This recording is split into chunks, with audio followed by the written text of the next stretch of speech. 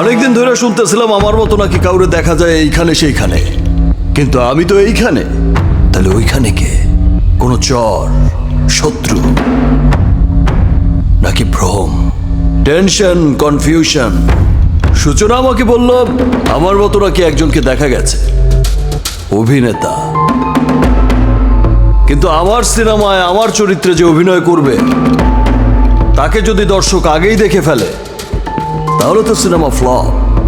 এই জন্যেই তোমার আগের ছবিতে কোনো দৃশ্যেই তুমি ছিলে না, কারণ তুফানের জীবন নিয়ে তৈরি হচ্ছে এক সিনেমা, আর সেই ছবির হিরো তুমি। সিনেমা নায়ক? ইয়েস, চাকলাদার গল্প লিখবে আর তুমি অভিনয় করবে, সিম্পল। বাট এই ঝাপসাটাকে দিয়ে হবে না। এই আরে বিদায় কর।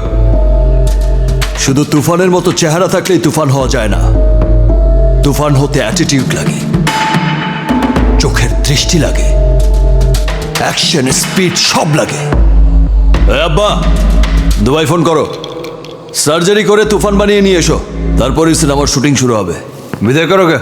আমি পারবো ভাই, আমাকে কেউ কোনো চান্স দেয় না, আমাকে সবাই খালি বাদ দিয়ে দেয়। আমাকে একটা সুযোগ দেন, আমি অনেক ভালো অ্যাক্টিং করব ভাই। কতদিন?